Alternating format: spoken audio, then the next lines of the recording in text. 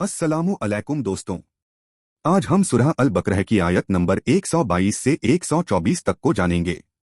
ए बनी इसराइल, मेरे उस एहसान को याद करो जो मैंने तुम्हारे ऊपर किया, और उस बात को कि मैंने तुम्हें दुनिया की तमाम कौमों पर फजीलत दी।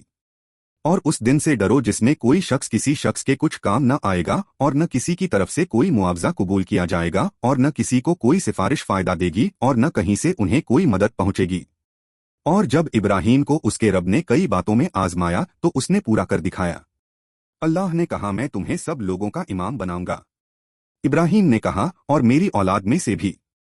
अल्लाह ने कहा, मेरा अहद जालिमों तक नहीं पहुंचता। आइए अब हम इसको तफसीर में समझते हैं। बनी इसराइल को इस खास काम के लिए चुना गया था कि वह दुनिया की तमाम कौमों को अल्लाह की तरफ बुलाएं और उन्हें इस हकीकत से आगाह करें कि उनके अमाल के बारे में उनका मालिक उनसे सवाल करने वाला है। इस काम की रहनुमाई के लिए उनके दरमियान मुसलसल पैगंबर आते रहे। इब्राहीम, याकूब, यूसुफ, मूसा, दाऊद, सुलेमान, जकरिया, याहिया, ईसा अलैहिमुस्सलाम वगैरह। मगर बाद के ज़माने में जब बनी इसराइल पर ज़वाल आया तो उन्होंने इस मनसबी फजीलत को नस्ली और गिरोही फजीलत के मना में ले लिया और इस तरह इसकी बाबत अपने इस्तेहकाक को खो दिया। इस्माइली खानदान में नबी अरबी का आना दरअसल बनी इसराइल की फजीलत के मकाम से माजूली और इसकी जगह बनी इस्माइल की नियुक्ति का ऐलान था।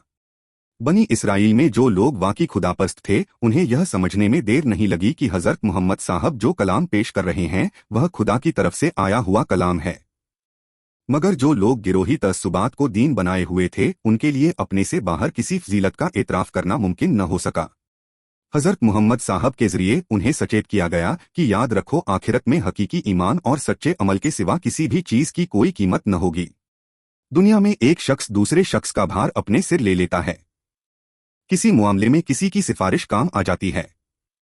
कभी मुआवजा देकर आदमी छूट जाता, कभी कोई मददगार मिल जाता है जो पुश्तपनाही करके बचा लेता है।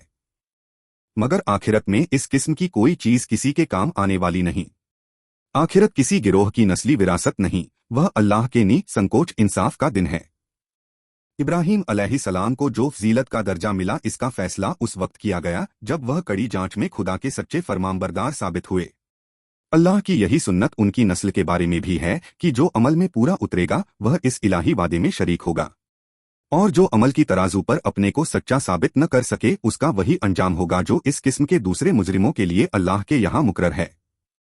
हज़रत इब्राहीम अलैहिस्सलाम को निहायत कड़ी आजमाइशों के बाद पेशवाई का मकाम दिया गया। इससे मालूम हुआ कि इमामत और क़यादत के मनसब का इस्तेहकाक कुर्बानियों के जरिए हासिल होता है। कुर्बानी की कीमत पर किसी मकसद को अपनाने वाला उस मकसद की राह में सबसे आगे होता है, इसलिए कुदरती तौर पर वही उसका कायद बनता है।